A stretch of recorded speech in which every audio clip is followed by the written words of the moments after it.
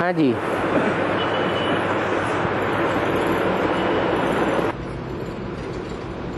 अब मनुष्य आत्माओं की कुल संख्या कितनी? बाबा तो मुरली में कई बार बोल चुके हैं, 500 550 करोड़ मनुष्य हैं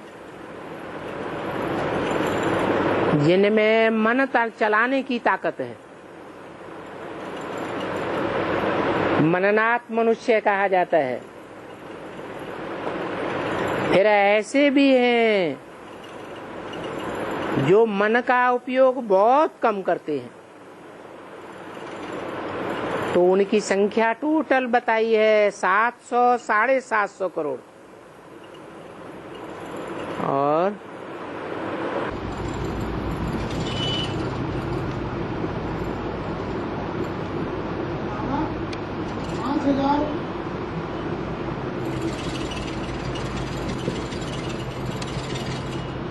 5,000 वर्ष में आत्मा का पाप का विनाश हो सकता है, किंतु आत्मा का विनाश नहीं होता। जैसे बाबा मुरली में आए हैं, लेकिन ड्रामा तो हुबहू चलता है, उसमें 1 सेकंड भी परिवर्तन नहीं कर सकते, तो आत्मा का पाप का विनाश कैसे होता है? रिकॉर्ड में जो भी पार्ट भरा हुआ है वो बार बार ज्यों का त्यों चलता है ना। और ये आत्मा रूपी रिकॉर्ड तो अविनाशी है, तो पार्ट भी कैसा है अविनाशी पार्ट भरा हुआ है। इसका विनाश नहीं हो सकता। हाँ,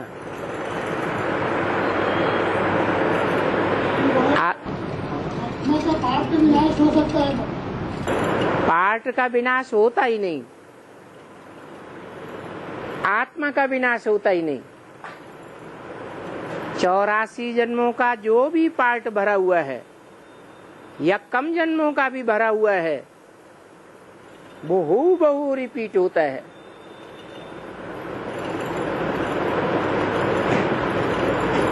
और तो कर्म के अनुसार क्या परिवर्तन नहीं होगा? बाबा ने तो बता दिया है कि जो पास्ट में हो चुका, इस जीवन में जो हमको याद भी है, उसका परिवर्तन नहीं हो सकता। और जो भविष्य में होने वाला है वो हमें पता नहीं है। हाँ, अच्छा पुरुषार्थ करेंगे तो अच्छा ही रिजल्ट आएगा।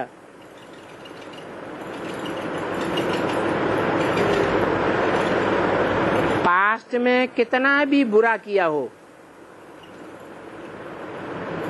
परंतु अभी अगर प्रण ले लेवे, निश्चय कर लेवे, तो अच्छे से अच्छा पार्ट बजावेंगे तो अच्छा ही रिजल्ट आवेगा।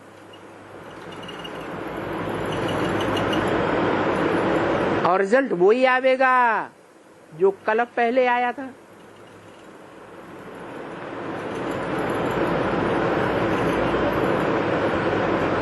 और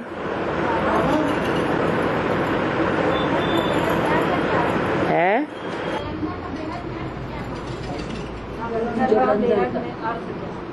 जालंधर का बेहद में अर्थ क्या? जिसने ज्ञान जल को धर लिया, जैसे गंगाधर, लक्ष्मीधर, क्या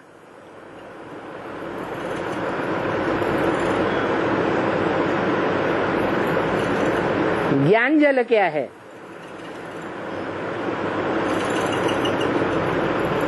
और उससे क्या रिजल्ट आता है? अच्छा, स्थूल जल से क्या रिजल्ट आता है? अरे, स्थूल जल से स्थूल कपड़ा साफ होगा, शरीर साफ होगा, मकान दुकान साफ होगा। ऐसे ही ये ज्ञान जल है, इससे आत्मा का मल साफ होता है, और आत्मा का मल साफ होता है तो आत्मा पवित्र होती है या अपवित्र होती है?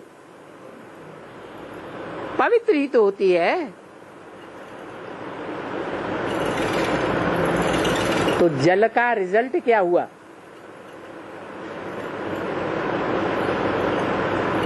है?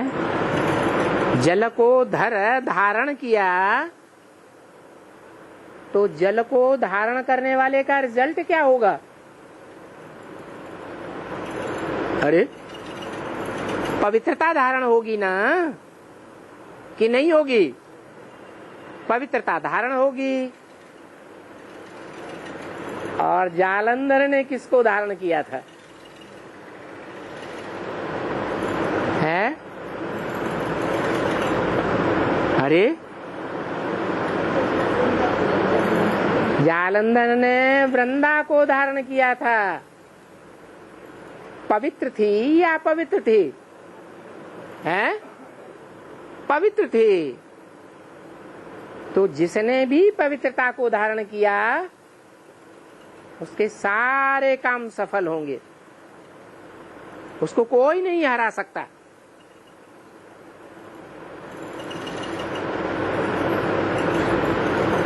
हाँ,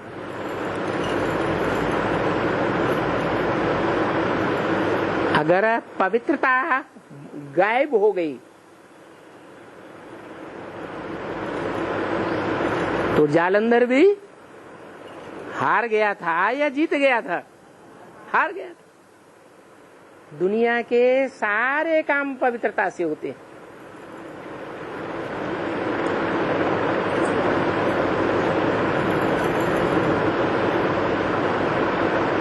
चोर डकैत भी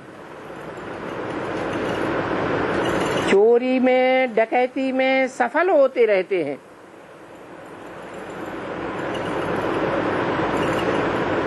पकड़े ही नहीं जाते। तो कौन सी शक्ति काम करती है? उनमें भी पवित्रता की शक्ति जब तक है, तब तक वो सफल होते रहेंगे।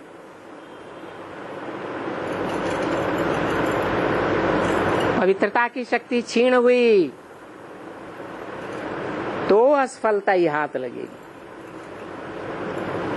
और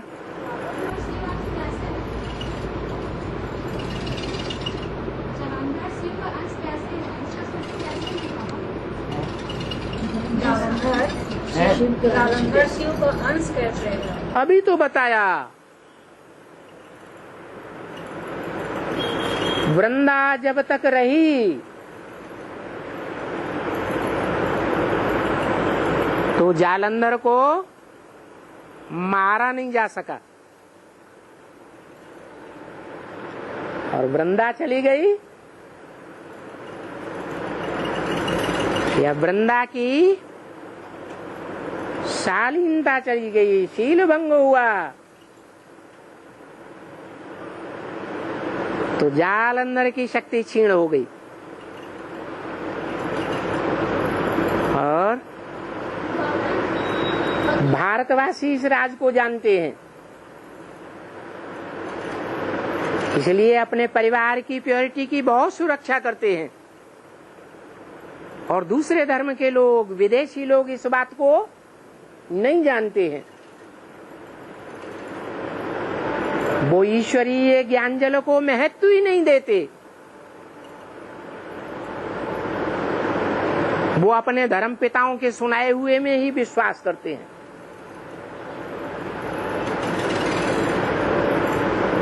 इसलिए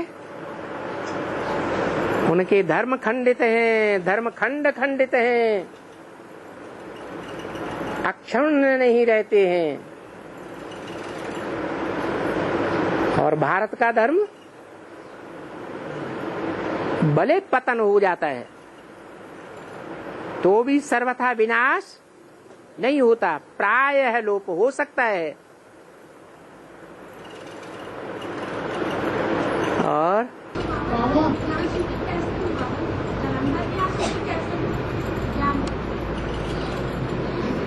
ज्ञान की शूटिंग कैसे हुई है? ज्ञान की शूटिंग कैसे हुई जालंधर की? तपस्या से क्या नहीं होता है? अरे जालंधर ने तपस्या की या नहीं की है? की। भक्ति मार्ग में तपस्या शरीर की होती है और ज्ञान मार्ग में बाबा बताते हैं आत्मिक स्थिति में स्थित होना ही तपस्या है। देवान से अलग हो जाना और आत्मा की याद में टिक जाना, यही तुम्हारी असली तपस्या है। जितना जितना आत्मिक स्थिति में टिकेंगे, देह की स्मृति से दूर होते जाएंगे, तो मन बुद्धि रूपी आत्मा सूक्ष्म बनेगी या देह की तरह स्थूल बनेगी? है क्या बनेगी? सूक्ष्म बनेगी। और जितनी मन बुद्धि रूपी आत्मा सूक्ष्म बनेगी, उसमें मनन चिंतन मंथन की शक्ति ज्यादा आवेगी। मनन चिंतन मंथन की शक्ति ज्यादा आने से क्या होगा? है अपने अनेक जन्मों की विशेषता को जान सकेंगे। ज्ञान की गहराई में जा सकेंगे। बाप को पूरी तरह पहचान सकेंगे। जिसने जितना ही पहचान ज्यादा की है, गहराई से की है बाप की, वो उतना ही जास्ती याद करेगा।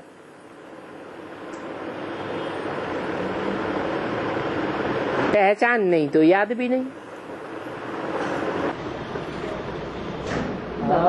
बाबा जालंधर की बात आई तो जालंधर के बारे में कहा जाता है कि उसने पार्वती का जो विवेक था वो हनन कर लिया था।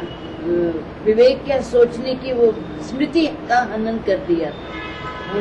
इसका क्या मतलब, इसका क्या तात्पर्य है? बाबा तो कहते हैं तुम सब पार्वतियां हो। है अब पार्वतियां नंबरवार हो, परसेंटेज में हो या एक जैसी हो? है नंबरवार है। किसी में अपने को पार लगाने की और अपने संगी साथियों को पार लगाने की शक्ति ज्यादा है और कोई में कम है। लेकिन माया तो किसी को नहीं छोड़ती।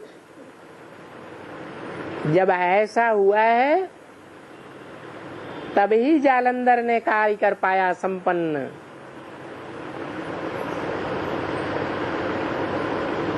ये जालंधर के अंतिम समय की विजय है। और इंद्र को पवित्र करने का नारायण निमित्त बना है।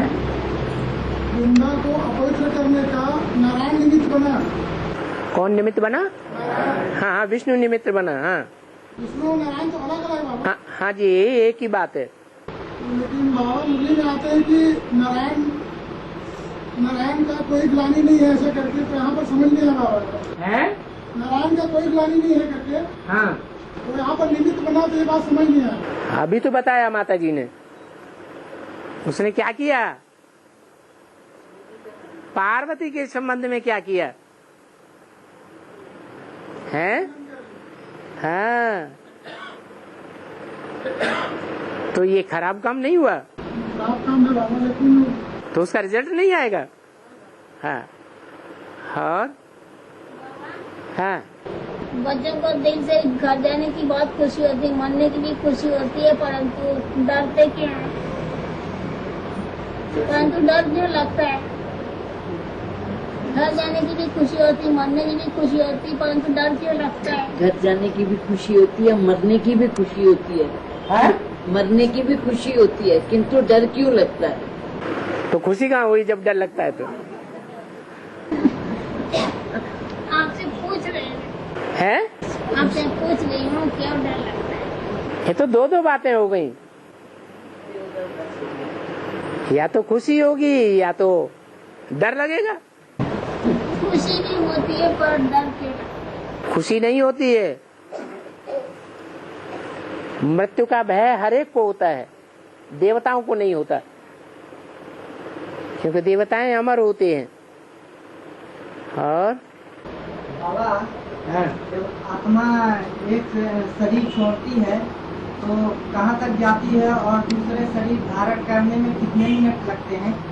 1 सेकंड भी नहीं लगता। आत्मा के पुराना चोला छोड़ने से 4 महीने पहले ही उसके वायुमंडल के आधार पर उसके नए जन्म का चोला तैयार हो जाता है गर्भ में।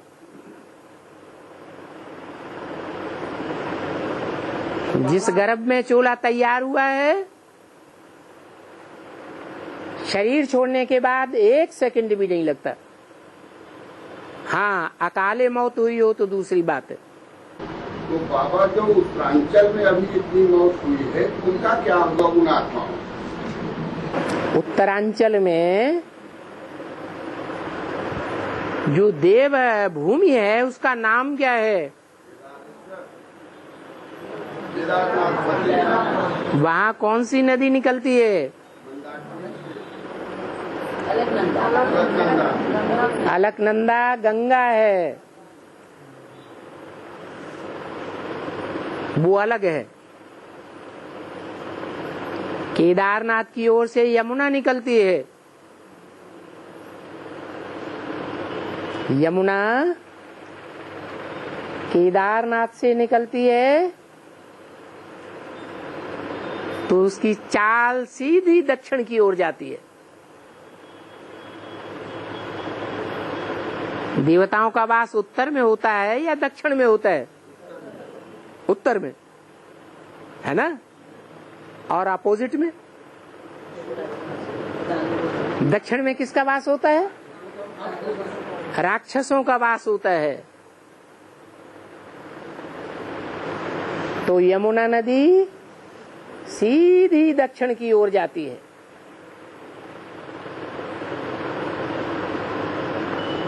जहाँ कलयुग के अंत में दिल्ली में राक्षसों का राज्य हो जाता है।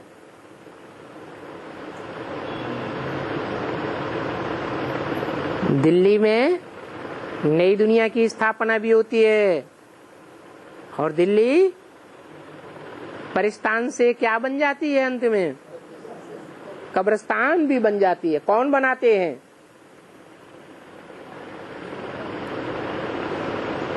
है दिल्ली में खून की नदियां कौन कौन से धर्मों ने बहाई है? सभी धर्म वालों ने बहाई, एक देवी देवता सनातन धर्म को छोड़कर।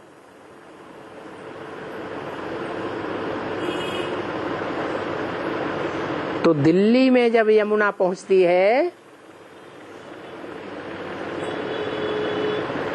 तो वहां से उसका रास्ता पूरब की ओर चेंज हो जाता है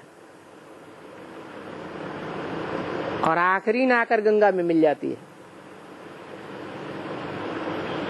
तो देखो, दुनिया में सभी आत्माएं नीचे तो उतरती हैं लेकिन कोई धीरे धीरे नीचे उतरती है और कोई तीव्र गति से नीचे उतरती है। तो सब धर्मों के बीच में ऐसा कौन सा धर्म है जो तीव्रता से नीचे उतरता है?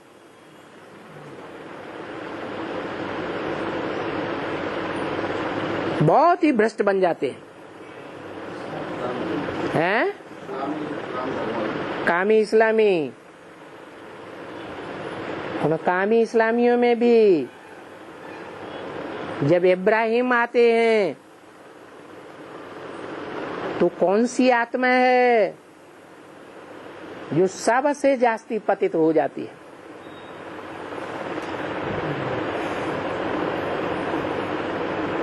कोई है या नहीं है?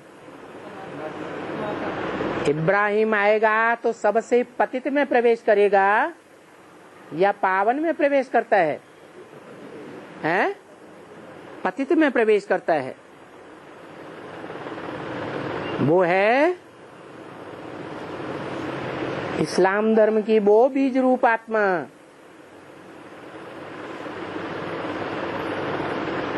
जो ब्रह्मा का बड़ा पुत्र कही जाती है। सबसे छोटे पुत्र का नाम तो है सनत कुमार।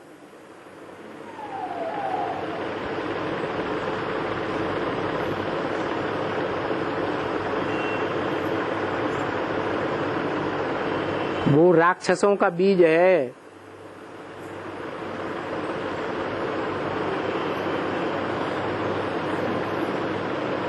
भले 84 जन्म लेने वाली आत्मा भी हो,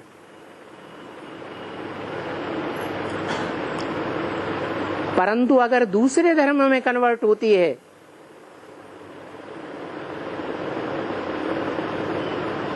तो नीचे जाएगी और नीचे ले जाने का निमित्त बनती है।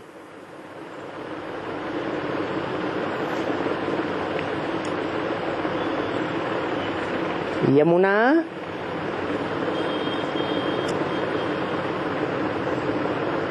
किसकी बच्ची कही जाती है? हैं? सूर्य पुत्री कही जाती है।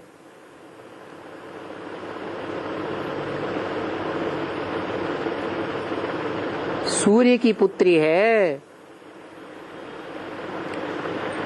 गर्म मिजाज की है या ठंडे मिजाज की है? हैं? ठंडे मिजाज की, गर्म मिजाज की है।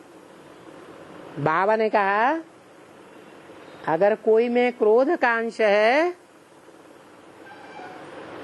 तो कामी जरूर होगा। क्या क्या बोला?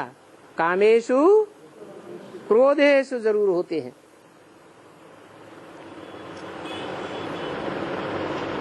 तो यमुना नदी और वो इस्लाम धर्म का बीज दोनों ही कौन से धर्म से कनेक्टेड हैं? है? कौन से धर्म से कनेक्टेड हैं? है?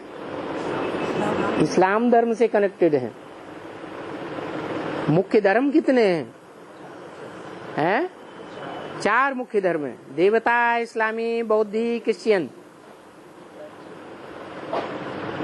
चारों मुख्य धर्मों के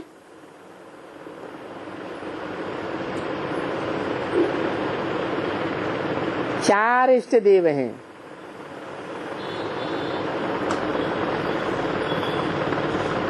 उनमें केदार धाम भी है।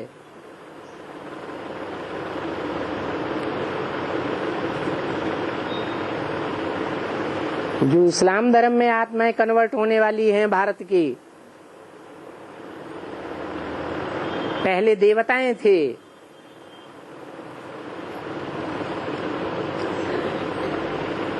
द्वापर युग शुरू होता है तो सबसे जास्ती पतित बन पड़ते हैं। द्वापर के शुरू में ही पतित क्यों बन पड़ते हैं?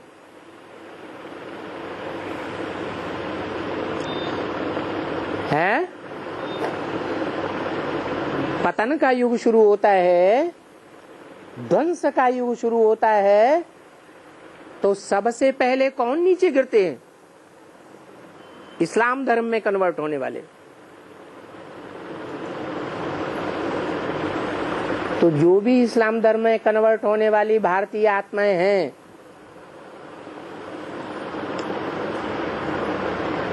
वो सारी की सारी आत्माओं का धाम है। वो क्या? केदार धाम। मुरली में भी बोला है, सबसे पहले कौन मरेंगे? है इस्लाम ही मरेंगे। तो ये शुरुआत है। क्या? भक्ति मार्ग में स्थूल बात है, ज्ञान मार्ग में तो सारी बातें सूक्ष्म में होती हैं। यहाँ देहभान से मरना है, वहां देह से मरते हैं।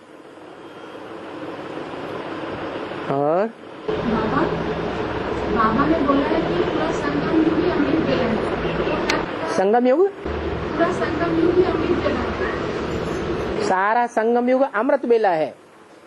जो अमृत बेला है उसमें भी फर्स्ट क्लास अमृत बेला कौन सी है?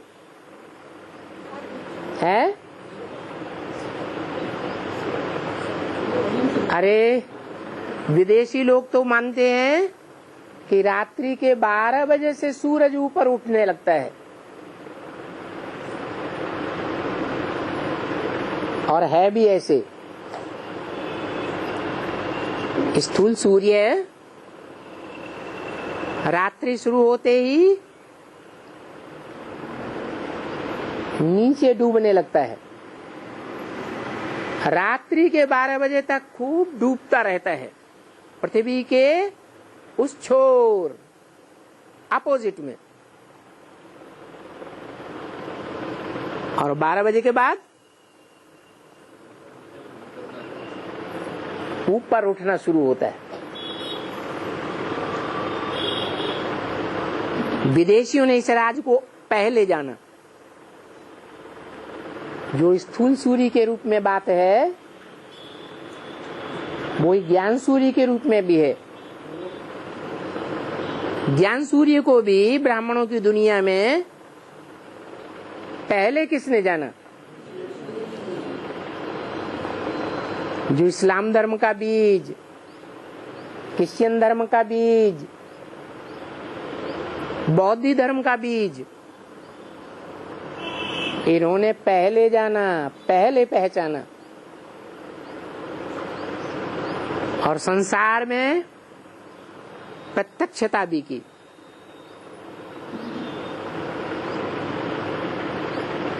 भले उस प्रत्यक्षता की बातों पर आरूढ़ नहीं रह सके।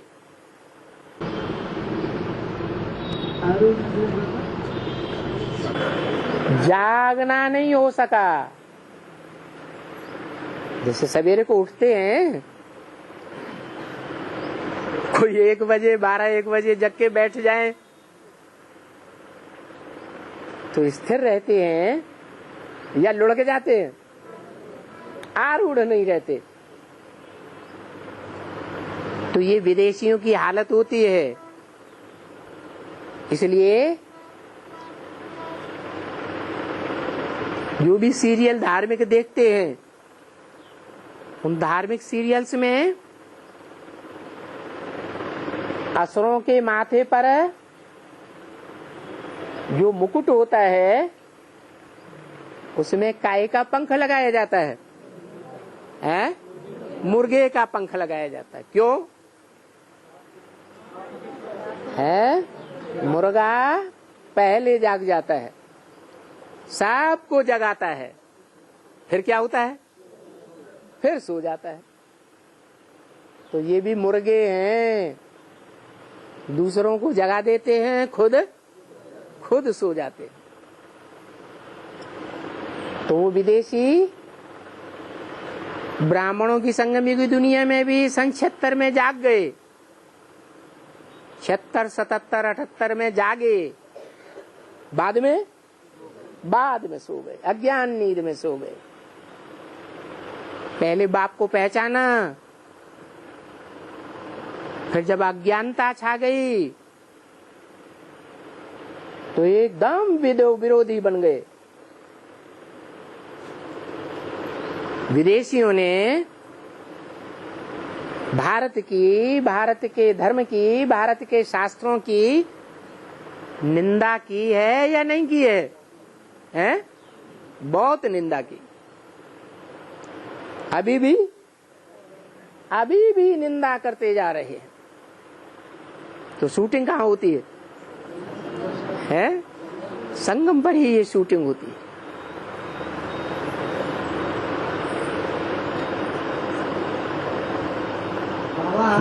अरे बात पूरी नहीं हुई, प्रश्न क्या था? उन आत्माओं का है? अरे किसने प्रश्न किया था? हाँ, अमृत वेला है? पूरा संगम युग अमृत वेला है। पूरा संगम युग अमृत वेला कैसे है? अमृत वेला तो है, लेकिन जब सूर्य उदय होने को होता है तो पक्की अमृत वेला होती है, या रात्रि के 12 बजे पक्की अमृत वेला होती है? सूर्य उदय होने से पहले पक्की अमृत वेला होती है। लेकिन उस समय क्या होता है? जो अभी अमृत वेला करते हैं उनका क्या अनुभव है? उसी समय नींद का जोर से आक्रोश होता है, माया प्रभाव डालती है जोर से।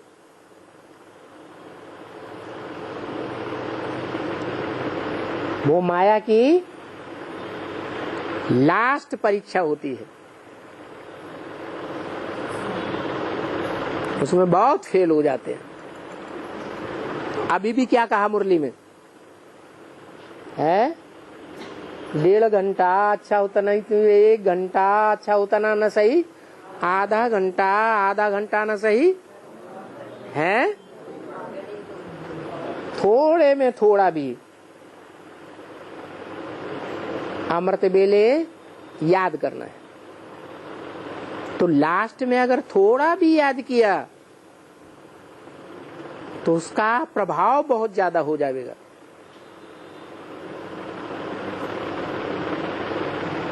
देखो, रात्रि जब जाने लगती है तो रात्रि का पीछा कौन करता है?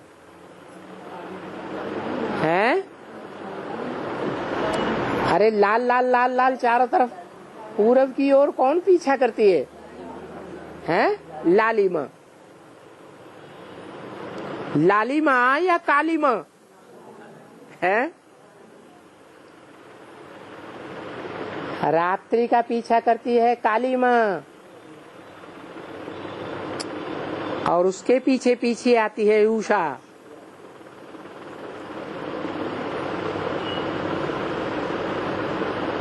बाद में सूर्योदय होता है।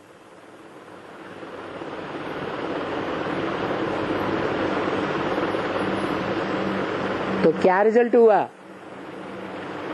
सारा संगम युग अमृत वेला तो है, लेकिन यज्ञ के आदि सन 36 से लेकर के 76 तक किसी ने बाप को पहचाना?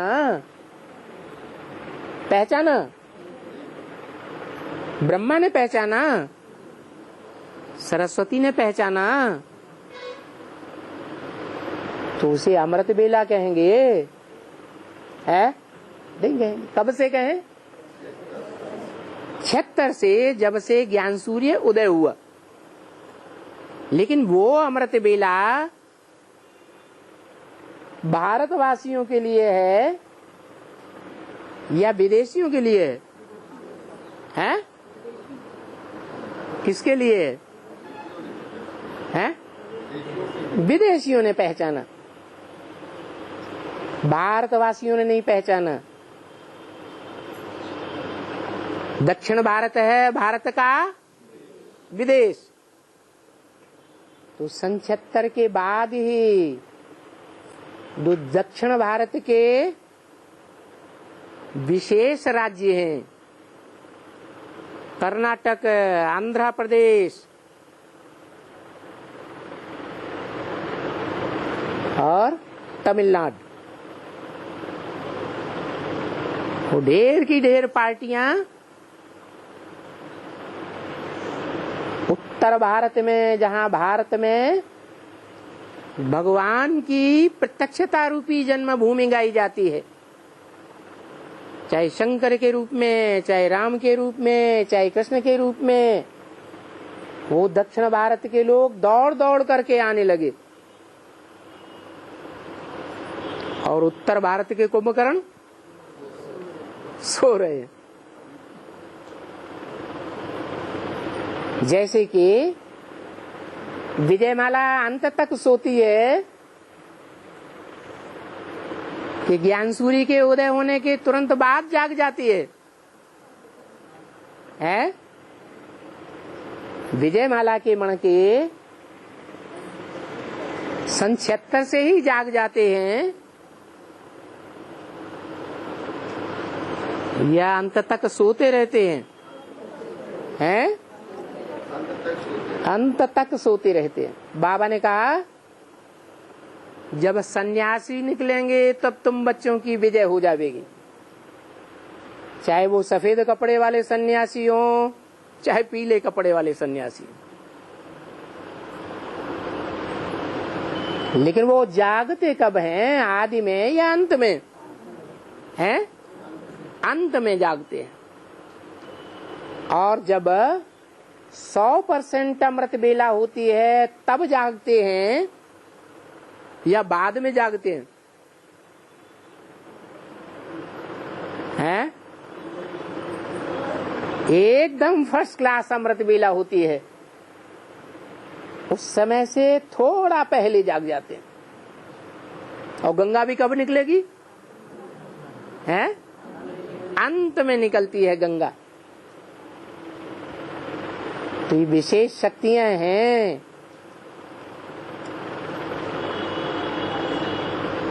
तो अब समझ में आ गया होगा कि अभी जो टाइम चल रहा है वो असली अमृत वेला है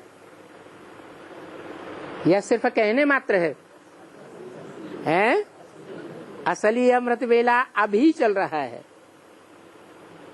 अभी नहीं तो कभी नहीं। और बाबा एक मुरली माया है। एक मिनट। हाँ बाबा, ये भैरव का वृंदा से और वैष्णो देवी से क्या क्या कनेक्शन है? क्या मतलब उनका पार्ट क्या है? ब्रह्मा और शंकर, इनका आपस में कोई कनेक्शन है या नहीं है? है। ऐसे ही सरस्वती, जगदम्बा और महाकाली, इनका आपस में कोई कनेक्शन है या नहीं है? जैसे नारायण और फिर महानारायण, लक्ष्मी और महालक्ष्मी, ये चारों के संस्कार मिलकर के एक होते हैं, तब कहा जाता है विष्णु। ऐसे ही जो वृंदा की बात है वो तुलसी की बात है, जगदम्बा की बात है या लक्ष्मी की बात है?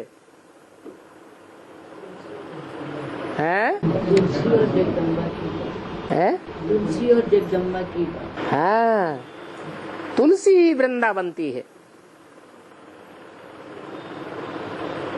तुलसी के दो रूप हैं,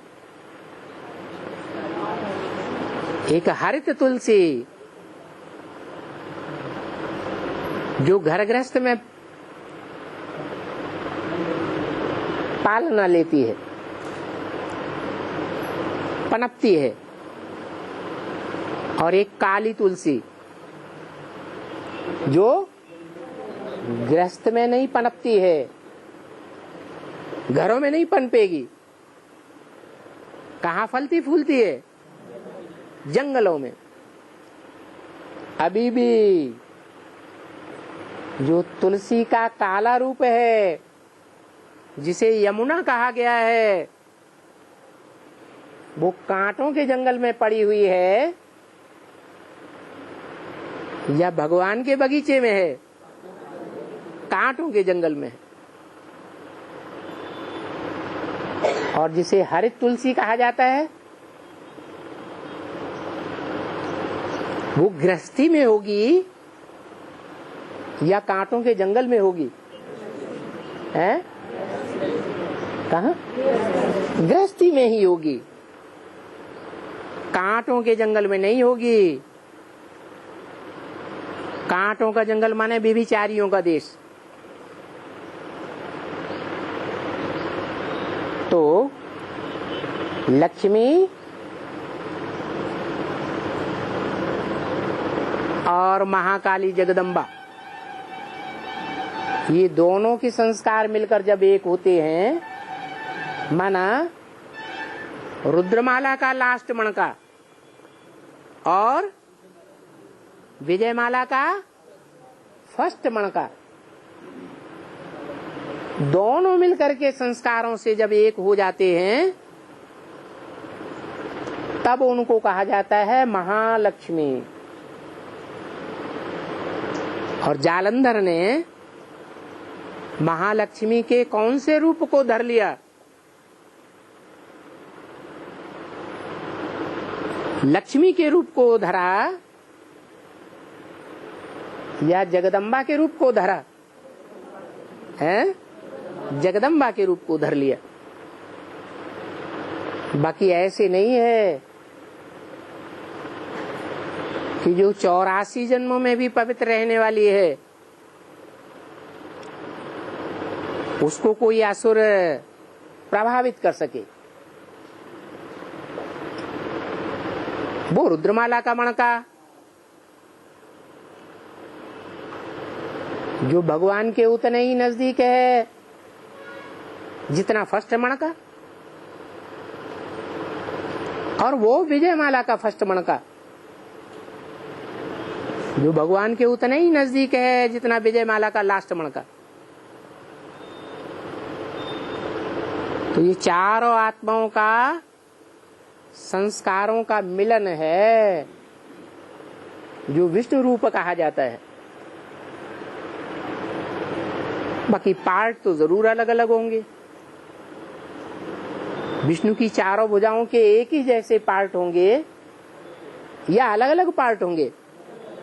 हैं? पार्ट तो अलग अलग हैं, आयुध ही अलग अलग है। और बाबा में एक बात आई है कि बाप ने कुल्हाड़ी मारी और बच्ची बाप की याद में गई। हाँ, ये सब आत्मा क्या है? हाँ, माना जो बाप की याद में शरीर छोड़ेगा ब्राह्मण जीवन में, तो अगले जन्म में जहां भी जन्म लेगा ऊंच पद पावेगा या नीचा पद पावेगा? ऊंच पद पावेगा। किस आत्मा के लिए आई ये बात? बाबा पार्ट बताते हैं क्या? बाबा ने तो कहा है कि बाप दादा बोर्ड पर लिखकर या कागज पे लिख करके नहीं बतावेंगे कि किसका पार्ट कहाँ है, क्या है।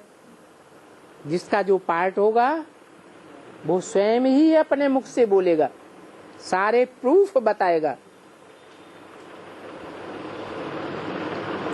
कि इस प्रूफ के आधार पर ये पार्ट बनता है।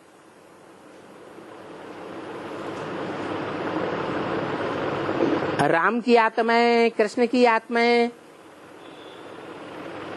पहले पहले वो अपने पार्ट को पहचानती हैं और उस पार्ट के प्रूफ बताती हैं कि कोई दूसरा बताता है? कौन बताता है? राम कृष्ण की आत्माएं अपना पार्ट अपने आप घोषित करती है। आत्माएं तो अलग अलग हैं, लेकिन शरीर एक ही होता है, लेकिन पार्ट अलग अलग हैं। उन आत्माओं में, मन बुद्धि रूपी आत्माओं में पार्ट अलग अलग भरे हुए हैं। और बाबा, मुरली माया की तुम्हें गीता माता से वर्षा मिलती है। हाँ, किस आधार पे मिलती है? गीता माता से वर्षा मिलता है। मुरली माया और गीता कितने प्रकार की है? कौन कौन सी है? सच्ची गीता है, झूठी गीता। कौन कौन है? किसका किसका पार्ट है सच्ची गीता और झूठी गीता का? हैं? झूठी गीता है। हाँ, किसी ने झूठा कर दिया,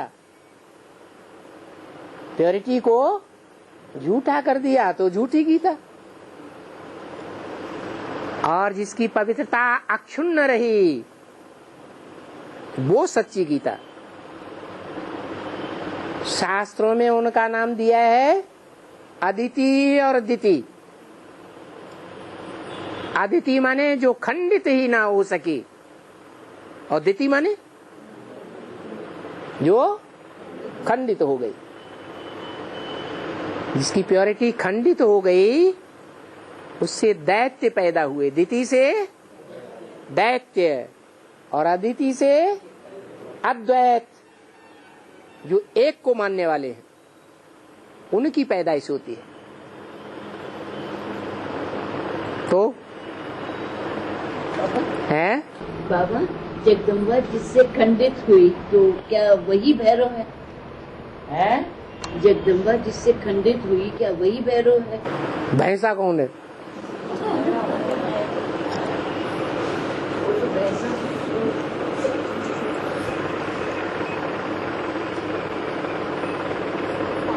हाँ, बाबा कहते हैं कि गुस्सा करने वाले अपन को चंडाल समझे, लेकिन जो गुस्सा दिलाते हैं वो अपन को क्या समझते हैं? बाबा ने बोला है कि गुस्सा करने वाले अपन को चंडाल समझे। जो गुस्सा करते हैं वो उस समय अपन को ये समझें कि हम चंडाल बनने वाले हैं। लेकिन जो गुस्सा दिलाते हैं वो क्या समझे बाबा अपने को? हैं? जो गुस्सा दिलाते हैं, माया का काम क्या है? माया का काम है कामुकता के संकल्प लाना। माया का काम है क्रोध में लाना।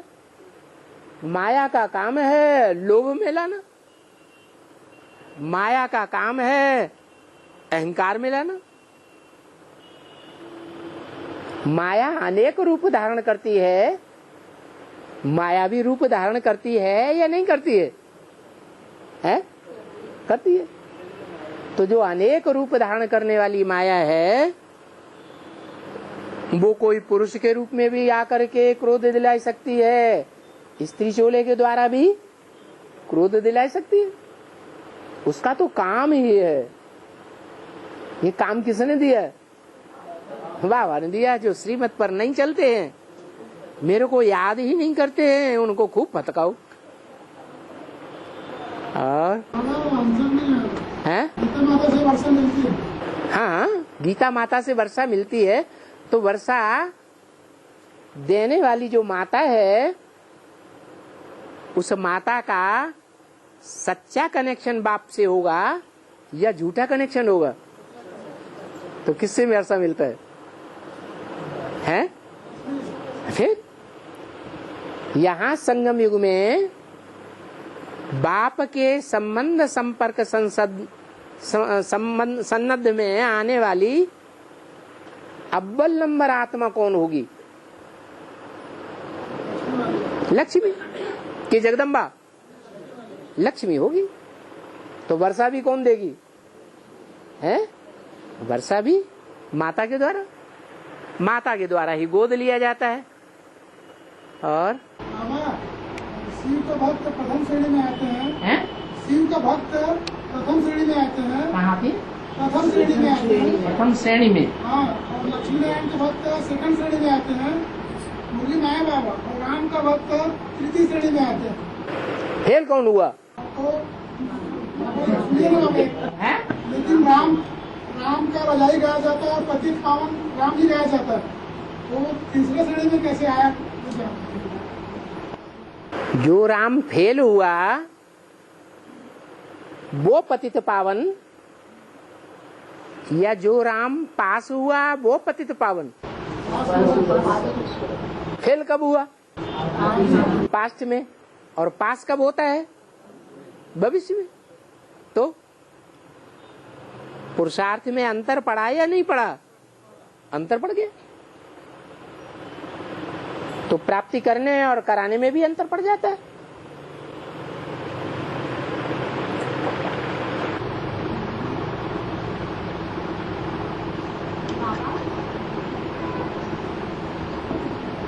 हाँ जी।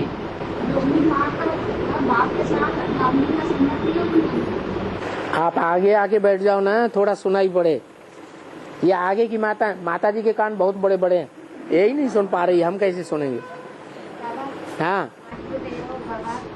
मातृदेवो भव, पितृदेवो भव, आचार्य देवो भव, अतिथि देवो भव। मात्र में माता कौन है? अव्वल नंबर माता कौन है? हैं? अरे ये बातें जो भक्ति मार्ग में बोली जाती हैं वो कहाँ की यादगार हैं? तो संगम युग में माता कौन है?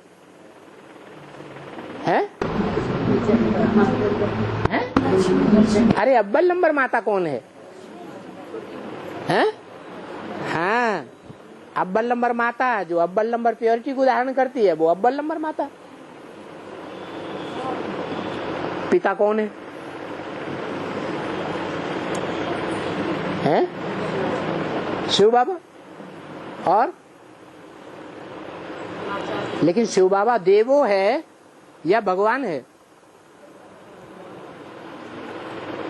शिव बाबा को भगवान कहेंगे या देवो कहेंगे? है? यहाँ तो श्लोक में ये बोला गया, मात्र देवो भव, पितृ देवो भव। तो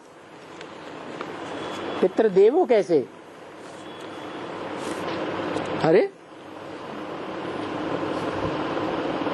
अरे भगवान जिस तन में मुकर्रर रूप से प्रवेश करता है वो ही अव्वल नंबर का देवता है। पितृदेवो कि कोई दूसरा है?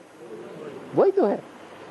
हाँ, और आचार्य देवो भव। आचार्य कहो, गुरु कहो, टीचर कहो, कौन है? हैं? वही है। और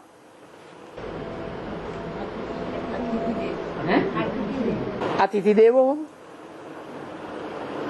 सबसे बड़ा अतिथि बन के कौन आता है? है? कौन आता है? शिव बाबा तो भगवान है। यहाँ तो देवों की बात है। शिव बाबा को देव क्यों बताते हो? हैं?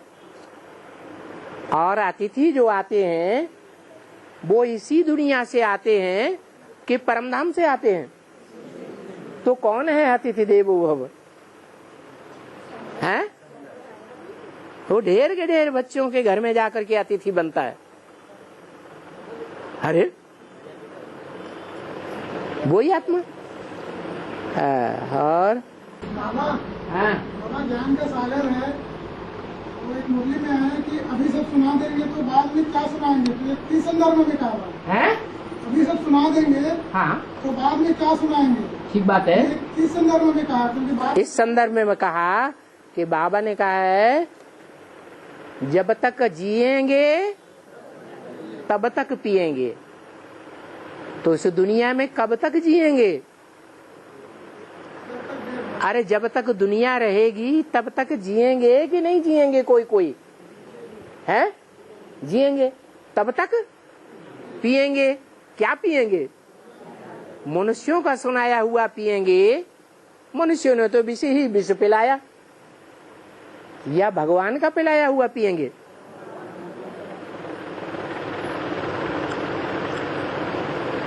तो भगवान की बात है। और योगी माँ का बाप के साथ अर्धांगिनी का संबंध क्यों नहीं टूटा? योगिनी माँ का बाप के साथ अर्धांगिनी का संबंध क्यों नहीं टूटा? कौन सा संबंध? अर्धांगिनी का। क्यों? अत्रि की पत्नी नहीं थी, अर्धांगिनी नहीं थी। अरे पति का नाम है या नहीं है? अत्रि नाम है ना। आ माने क्या? त्रि माना क्या है? अरे आ माने नहीं, त्रि माने तीन। जो तीन नहीं है, न ब्रह्मा है, न विष्णु है, न शंकर है, वो उसका पति है। तो कब की बात है?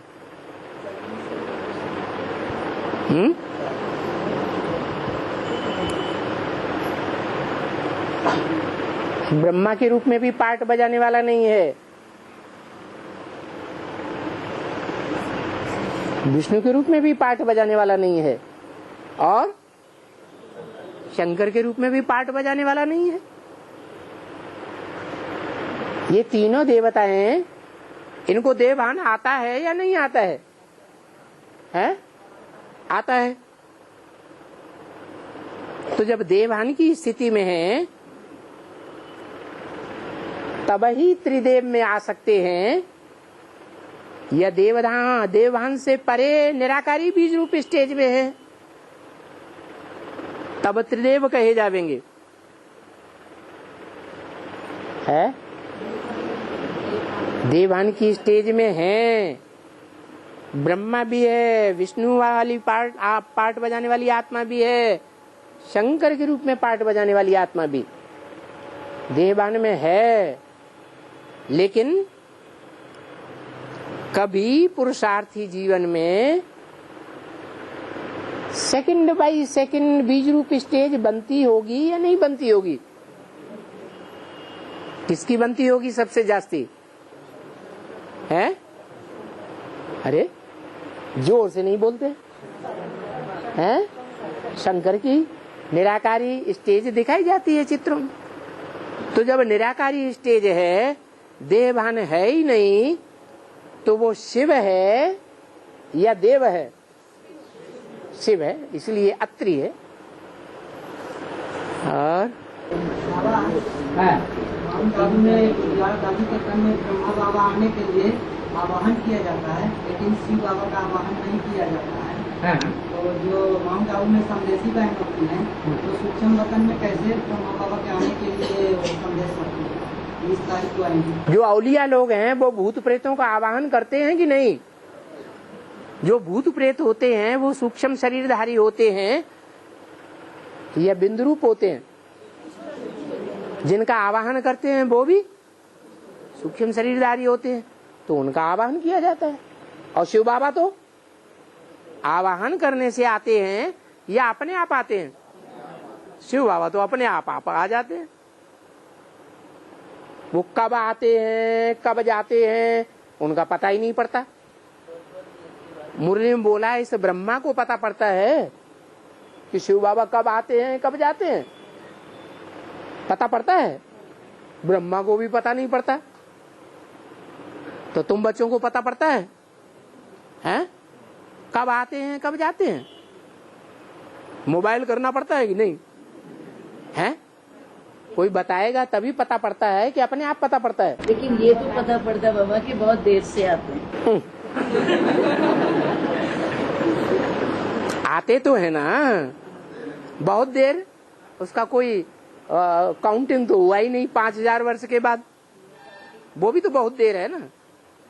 और हैं बहुत लेट हो गया,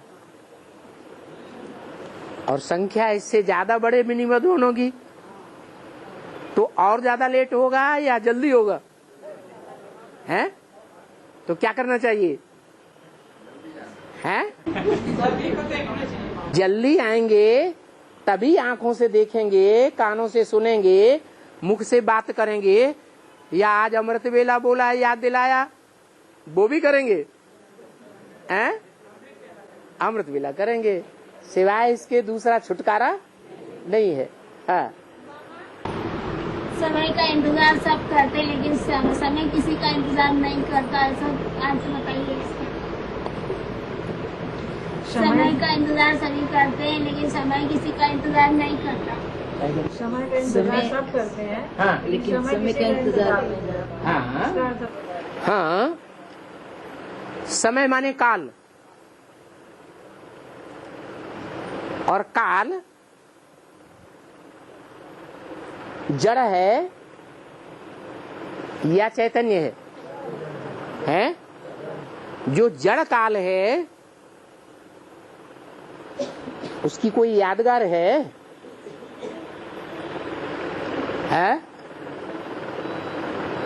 दुनिया में देवताओं की जितनी भी मूर्तियां हैं वो सब जड़ हैं या चैतन्य हैं? जड़ हैं। और उन मूर्तियों में सबसे जास्ती जड़त्व वाली कौन सी मूर्ति है जो बनाई जाती है?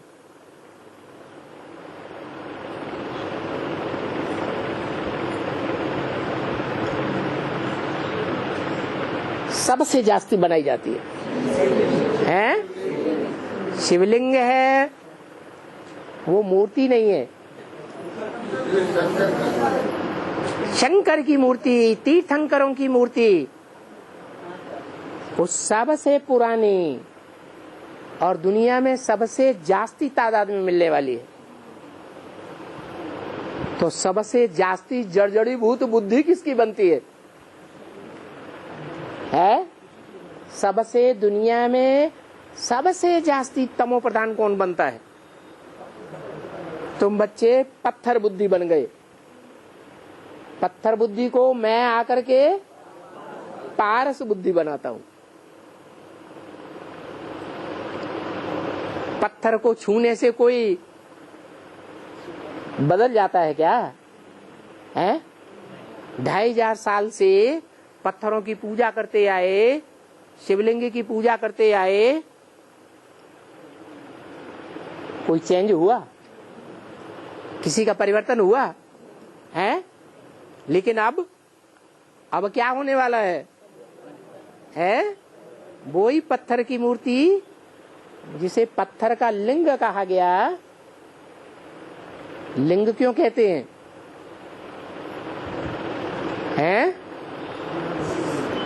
अरे सब देवताओं के और इंद्रियों की पूजा की जाती है और शिव के लिंग की पूजा की जाती है। तो ऐसा लिंग जो किसी भी प्रकार के कनेक्शन संबंध में आवे, कब भी आवे, किसी के भी आवे, लेकिन उसे अपनी इंद्रियों का भान नहीं रहता। किसी याद में रहता है? एक बाप की याद में रहता है। इसलिए उसको हाथ पांव नाक आंख कान नहीं दिखाए जाते। किसको? शिवलिंग को। और देवताओं को हाथ पांव नाक आंख कान दिखाए जाते हैं। गायन भी होता है उनका, हस्त कमल, पाद कमल, कमल नयन, मुख कमल, ऐसे ऐसे गायन होता है ना देवताओं का। लेकिन शिव बाबा का ये गायन नहीं है। क्या है? शिव बाबा की अन्य इंद्रियों का गायन नहीं है, सिर्फ लिंग का गायन है। और कौन सी इंद्रिय है? जो संसर्ग संपर्क संबंध में आने से अटैचमेंट में जरूर आ जाते हैं।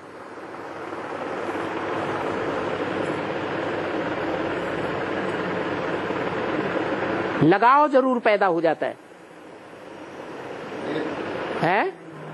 काम इंद्रिय। लेकिन शिव बाबा का पार्ट ऐसा है कि वो बिल्कुल लगाव झुकाव में नहीं आता। जिनको हद की गृहस्थी होती है, निजाम बादशाह को 500 रानियां थी, क्या उसे कहें कि अटैचमेंट में नहीं आता था? है? आता था या नहीं आता था? आता था। लेकिन बाबा की तो जो गृहस्थी है वो कितनी बड़ी होती है? हद की है या बेहद की है? बेहद की गृहस्थी है। लेकिन वो फिर भी किसी के अटैचमेंट में नहीं आता है। बाबा ने बोला अगर विकार में जाते हैं तो बुद्धि में से सारा ज्ञान उड़ जाता है।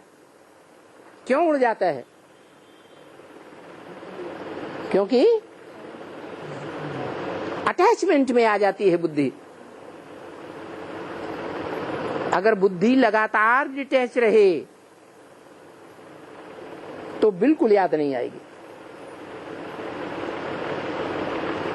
ये हिसाब है मन का। मन 11वीं इंद्रिय है। 10 इंद्रियां हैं प्रबल, लेकिन 10 इंद्रियों से जास्ती प्रबल कौन है? मन। तो मन को कंट्रोल करने के लिए जो बुद्धिमानों की बुद्धि है शिव बाबा, उसको आना पड़ता है। वो मन रूपी ब्रह्मा को कंट्रोल करता है। बिंदी बन के कंट्रोल करता है शिव बाबा बिंदु बन के कंट्रोल करता है ब्रह्मा की मन बुद्धि को, मन रूपी ब्रह्मा को। बिंदी फुदुक फुदुक करती रहती है, पद परिवर्तन करती है, या किसी साकार के द्वारा करती है? साकार के द्वारा करती है। इसलिए गायन है, इसलिए सबसे जास्ती पूजन है, इसलिए एवर प्योर कहा जाता है। बिंदु रूप में एवर प्योर है या लिंग रूप में एवर प्योर है? बिंदु रूप में है। बिंदु की पूजा हो सकती है? पूजा का कनेक्शन किससे है? प्योरिटी से है। तो सबसे जास्ती पूजा किसकी होती है? शिवलिंग की होती है। इसे साबित होता है कि वो एवर प्योर है। एवर प्योरिटी का पार्ट बजाया है, बिंदी बन के नहीं। क्या? कान है, आंख है, साकार में है तब एवर प्योर एवर इम्प्योर कही जाए, या सिर्फ बिंदी है तो एवर प्योर है? साकार में बाबा साकार में बाबा की याद क्यों नहीं कर सकते? साकार में राम वाली आत्मा को याद क्यों नहीं कर सकते? राम वाली आत्मा को क्यों नहीं याद कर सकते? राम वाली आत्मा को संपन्न रूप में याद करो, जिसे नारायण कहते हैं। बाबा ने तो कहा है सबसे अच्छी याद का तरीका है, सबसे सहज तरीका है नारायण को याद करना। तो राम वाली आत्मा नर से नारायण बनती है या नहीं बनती है? हैं? हाँ, तो साकार नहीं है? हैं? साकार है। साकार को भी याद करेंगे तो भी स्टेज कैसी बनेगी? उसी साकार के समान ही स्टेज बनेगी या नीचे गिरेंगे? हैं? हाँ, पावरफुल ही बनेंगे। भक्ति मार्ग में तो कितना प्रसिद्ध है चरण रज। चरण माने बुद्धि, और बुद्धि भी कैसी? रज के रूप में। रज माने मिट्टी। क्या? जो नारायण के अंतिम पुरुषार्थ की देवभान रूपी रज है, उसका भी अगर किसी को संग हो जाए तो मुक्ति, जीवन मुक्ति मिलेगी या नहीं मिलेगी? मिलेगी। ओम शांति।